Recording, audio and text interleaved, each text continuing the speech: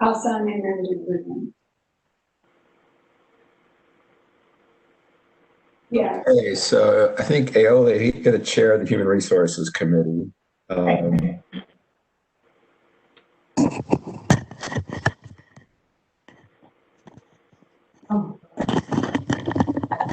You're on mute, I think.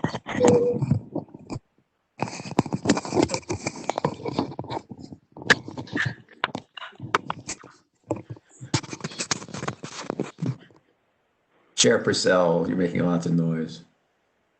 Well, it's good to be with you. We hope that your headgear is now arranged correctly. I could move it around a little more if you'd like. Sorry. Okay, Commissioner Ansari, I think you're on mute. This is your meeting, so let's see. In terms of membership, it's Aoli is here, Emily is here. Is Commissioner Coleman here?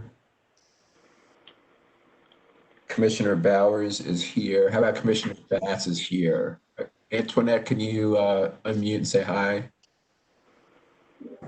I'm present. Good morning. I'm present. Good morning. Good morning. Commissioner Bowers has left the building. Okay.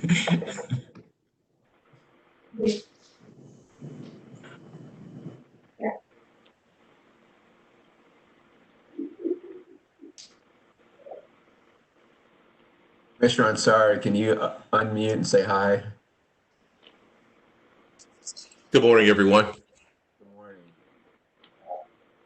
Okay, why don't I start with the executive order 16. So we hold this meeting to conduct essential business of MDHA pursuant to executive order 16 of the governor of Tennessee, which allows for virtual meetings during this time.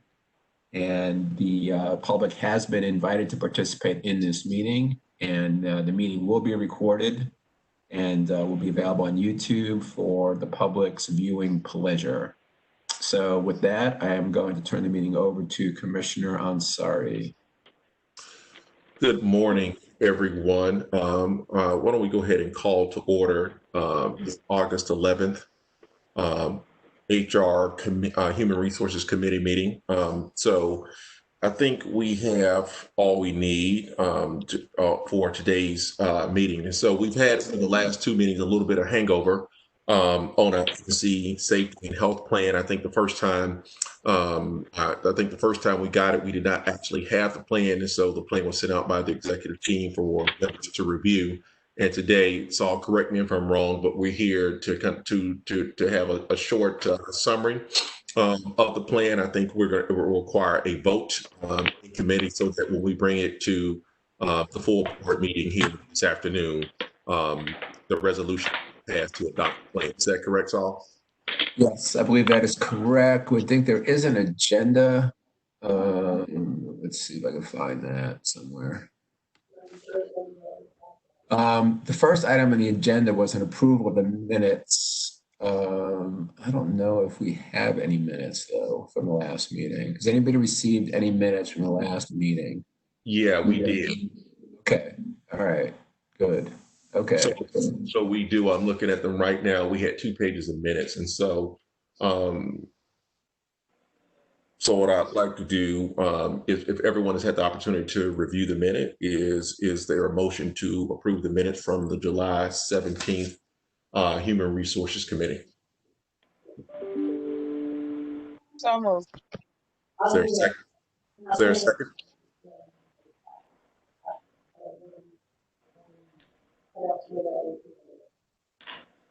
Is there a second?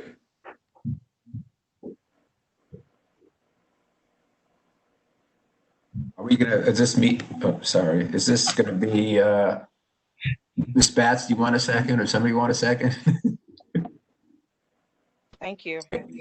Okay, we can't really hear you, Ms. Batts, though I did hear you say, I did hear it read lip and said, I will second.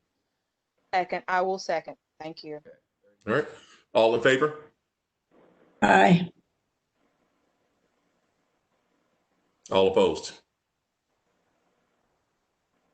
All right, with that, the meetings from the July 17th, 2020 Human Resources Committee meeting is approved. And so I think the OSHA plan was presented by Pat Thicklin. And so I think without further ado, I think Pat, or is Jim on the call? I didn't see him pop up this morning.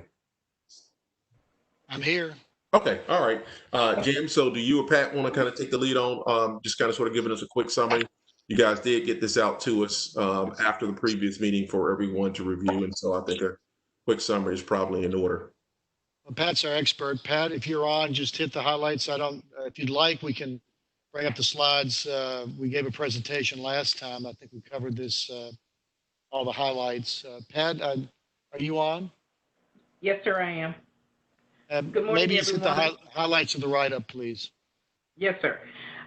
This is our safety and health plans for the agency. We have continuously maintained this plan for the safety and health for our employees here at the agency. And basically the plan outlines how the plan will take into place here at MDHA. The most principal thing is it shows that management commitment to the safety and health program. The program has details in it to show that we have an inspection program.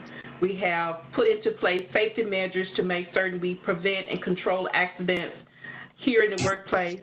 It provides for ongoing training, and we established that we should have safety equipment in place. And it also creates a plan for administering the program to make certain we are in compliance with OSHA rules and regulations, and making certain we report these information to OSHA on an annual basis. And that's basically outlined for the plan. We're asking for the board to review the plan to show their commitment for the program. And so we have continuously maintained this program for a long, long time, so we need board approval to submit it to the state of Tennessee. Thank you, Pat. Are there any thoughts or questions? I have one for Pat and Jim, I guess. What documentation do employees receive in regards to this plan when they're hired or contracts are renewed? How does that process work? So go ahead, Pat. You cover new employee orientation. That's fine. Go ahead. Yeah. When new employees are hired with the agency, we go over safety procedures based on their job duties. For example, if a maintenance worker is hired, we go through the safety procedures to make certain they understand that we have a safety program in place. We go over the rules and regulations that they're required to have, that OSHA requires us to have to train new employees on. We also have a written safety manual that we give out to employees as a reference guide to what rules and regulations are in place for the safety program. Okay, and they sign something that says that has been reviewed with them and it's kept in an employee file or some file somewhere. That is correct. After we go over this, they have a sign-off sheet to show that we go through new employee orientation, they understand the basic safety rules, and that they receive the safety manuals, and they have a responsibility to make sure they read and follow those guidelines. Okay, and that manual lists both the employer's responsibilities and the employee's responsibilities? Yes, it does. Okay, thank you. Aioli, this is Emily, and I was having internet issues. Can you hear me? Yes, we can.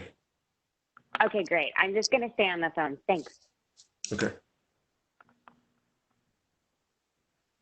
So Jim, Pat, I got a couple questions I think have already been answered. I think I already know the answer from looking at my notes. I just want to confirm is that our plan indeed kind of between the Tennessee safety plans and OSHA that they were aligned, and so we're not. So by adhering to one plan, our plan is in compliance with both Tennessee and federal OSHA standards.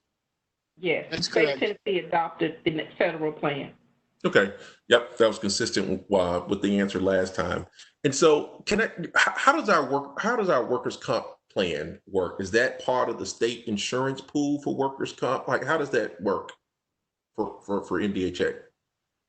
We put our workers' comp insurance out to bid every June. And so we have a private insurer. It's not in the risk pool. Okay, great. And what is our rating? You know, there's typically some kind of rating on these insurance policies. What is our rating from our insurers? Our current NCIC rating is at 1, which is the baseline where we need to be. As you know, if we're above 1, we have to pay additional costs because of work comp claims that we have experienced for the last 3 years. Right now, we at 1 where we need to be, and we're working very hard to stay at that 1 level. Got it. And so, do we?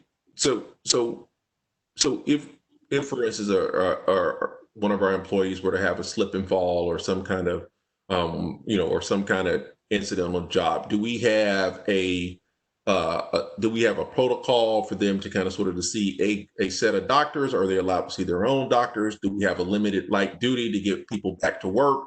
Do we kind of implement all those things in order to keep that rating down? Yes, sir, we do. We in our safety manual, and that's what we go over in our new employer orientation. If you have an on-the-job injury, what to do, how to report it. Every accident is investigated by the supervisor and the human resources office. We actually investigate to determine why it happened. The supervisor then get information from our safety management committee that oversee accidents. We review them every single month. We send out recommendations on how to prevent that accident, and we counsel that employee to make certain they understand what you did or what you should not do to make certain we don't have a repeat of accidents. And so in turn, we look at every accident to make certain it's not just, in other words, if there's a hazard, we try to remove that hazard. If it's training, we try to train the employee. We try to do everything we can to try to reduce or make certain we don't have a repeat of an accident. Thank you. And one last question. This is simply just for understanding. So are the workers that are under SEIU, is that part of the union's kind of obligation to its members to provide safety training, or as an agency we provide the same safety training to everyone, whether they're SEIU or not? We provide safety training to all employees, whether they're supervisors or employees. The HR office actually do training every single year with the maintenance staff, and with also too, if we have an office employee who's injured, we provide some counseling and training for them as well. Okay. All right. Perfect. Thank you. These are all good and consistent answers. Are there any other questions from the board? Mr. Chairman? Yes. This is my first experience with this, and if I could just ask some background questions. Pat, this has been in place since 1972. Is that right? Yes, sir. As far as back I can find, yes. All right. So for 48 years that we've been doing this, do we do it every year? No, sir, we don't. Basically, we have to keep a current plan with the state of Tennessee. When we have a change, typically when we have a change in our board status, we update it to make certain we have a board resolution to show that this board is committed to our safety plan, and we submit it to the state. We do not do it every year. We've had a total change in our board group, so in turn we presented a plan for review of it. Well, thank you. I appreciate that very much. When did we last approve and submit a plan? 2011. So it's been 9 years. Yes. And could you, it may be that the document reflects this, but I'm not clear about it. What changes have we made in the plan that was last submitted in 2011 and is now before the board today? The only changes that's in the plan would be the organization, the number of employees, and the redesign of our departments. And other than that, that's the principal change to the plan itself. Everything is pretty much stayed in place. When you say pretty much, do you mean really it's the same? It's the same program, yes, sir. All right. So the basic program then for the last now 9 years and going forward is that 16 pages before the appendices, right? That's correct. Is there anything, you've been in this position how long? I've been working for MDHA for 20 years. Prior to being assistant director for HR, I was the training and EEO coordinator for the agency. Okay. So in your experience, which is almost the entire, a large portion of the life of this program, the plan that we've had in effect is the right plan. You wouldn't recommend any changes or additions to it? No, sir. We actually confer with our insurance company who comes out and does an audit of our plans. And for the last 10 years, we have not had any audit findings or any recommendation for changes in our plan by our insurance carrier. And so in turn, we have maintained our 1.0% rating or less by the NCIC. So we have been able to control the number of accidents and the cost of our accidents down to an acceptable level. Okay. One last question quickly. We're still very early in the pandemic, obviously, and there are lots of things we don't know, and we hope to know soon, but we just don't know when we'll know or what we'll know. I presume that, so there are no changes here, so there's nothing in here that reflects the current ongoing pandemic, but I would presume that you and your department would, in the year ahead, as we have lessons learned and we know more about the pandemic, that if there were a need to adjust or improve the safety plan, that you would bring those recommendations to us. Yes, sir. There has been guidelines put out by OSHA that each employer address and update their hazardous communication plan and our bloodborne infections plan. That is a requirement by OSHA. And we have upgraded that, which is not specifically addressed in the plan itself, but we are in compliance because we have addressed it through improving our bloodborne and infectious plan for the agency. Well, I'm glad to hear that. Again, in the after the board acts upon this, it would probably make some. At some point or other, I think the board would be interested in knowing that that those requirements not only had been fulfilled, but were incorporated into the plan so that we would have knowledge of it and the ability to review it. But I understand that at this point, after 9 years, we are updating the board. Thank you very much. Thank you. Pat, let me ask a follow-on question to the chair's question. So when you say the plan has been the same for 9 years, we don't really mean that, I don't think. I think what we're saying, and correct me if I'm wrong, but I think I hear you saying is that we have a framework that essentially requires us to be in compliance with OSHA and Tennessee state standards. And as those plans change, we adopt the standards that are established by OSHA as they come out. And that becomes essentially an appendice to the 16-page plan we see right now. So if OSHA has changed 50 things in the last 9 years, because we remain in compliance with OSHA, we actually essentially changed our plan, but through the directives of OSHA. Is that an accurate interpretation? That is correct, sir.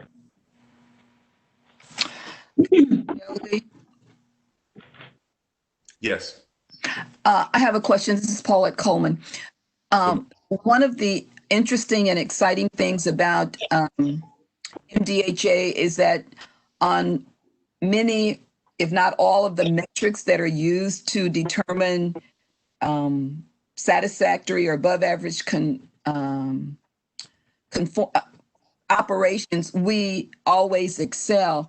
And my question is, in the area of safety, do the workers feel that they have adequate training, especially since it isn't annually?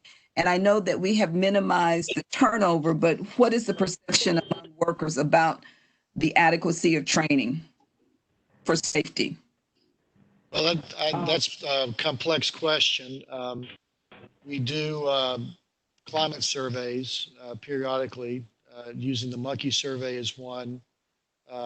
So to say collectively exactly what everyone's opinion is a little bit difficult.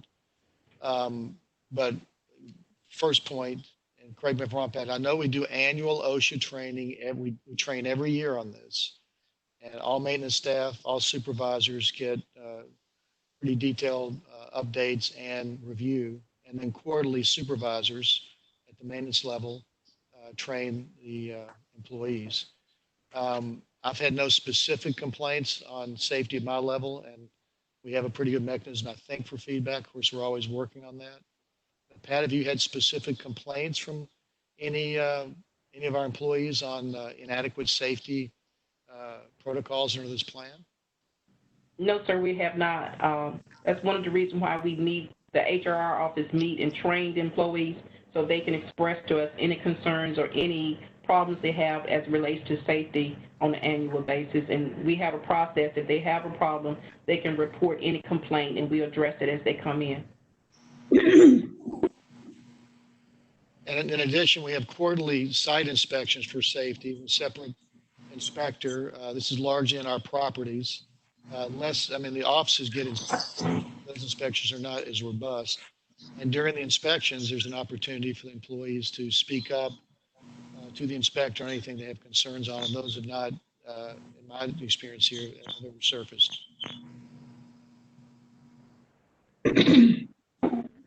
Thank you. Commissioner Ansari, if I could ask one question of Pat. Floor is yours, Kay. Okay. Pat, the bloodborne diseases plan, is that a sub-plan of this occupational safety and health plan? Where does that fit in under all of this?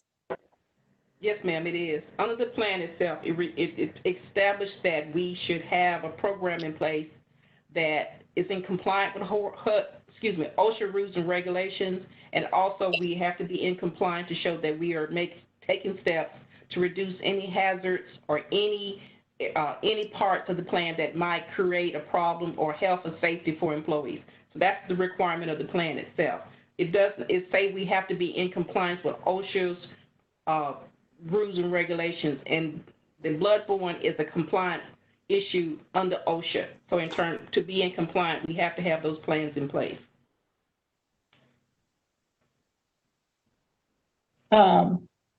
Okay, so that's a separate plan per OSHA requirements. Yes, it is. Okay, thank you. Got it. Are there any further questions or comments?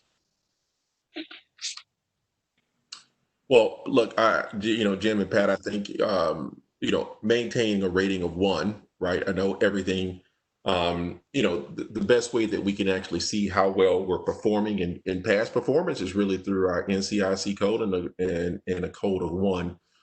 Certainly ensures that we pay the most competitive rates and the lowest rates, and it is a sign of a very well-run and functioning program, especially as it relates to dealing with what we're going to have at our project, which is 2 major categories are sprains and strains and slips and falls. And so it appears that we're managing that aspect of of safety, 1, to prevent them first, but then if those incidents or injuries do occur, that we're working very diligently to get our folks the treatment they need and to get back in. And so, Jim, my only thought or comment, parting out of this is that, last week we talked a little bit about kind of sort of our in-house maintenance and construction teams and all that other stuff. And so it feels like that at the executive level that we're moving to a higher level of self-performance inside of our portfolio, inside of our housing portfolio. And so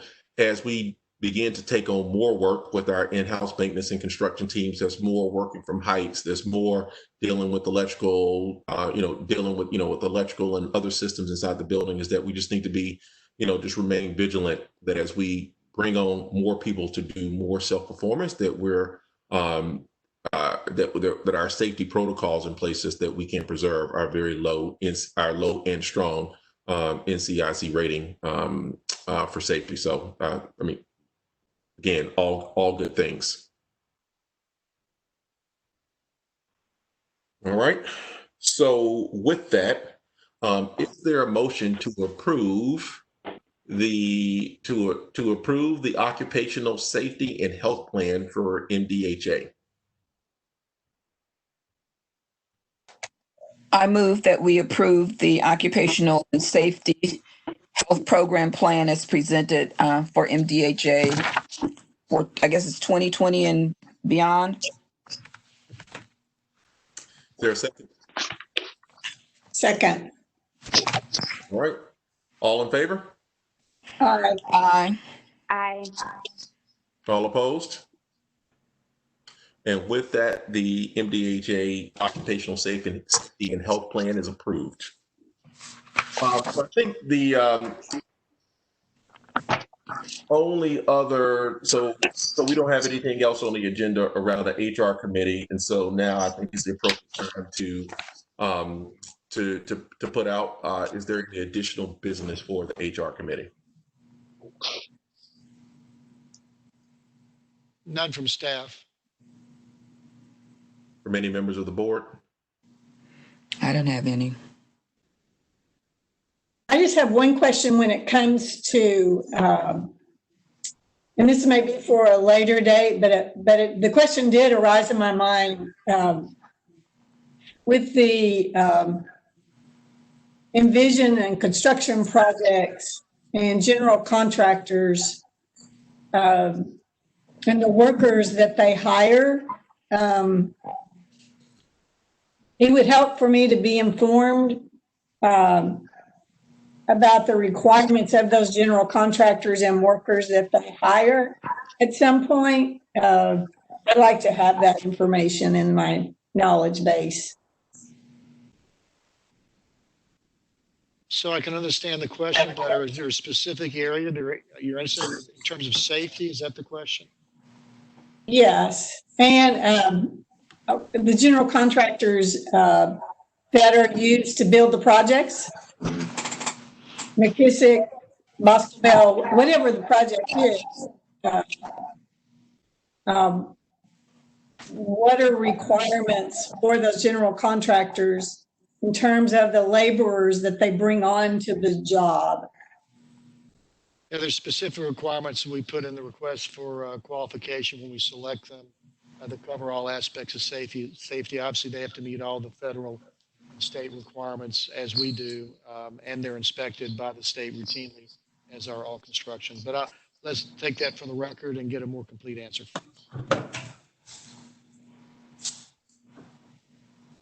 Any further questions?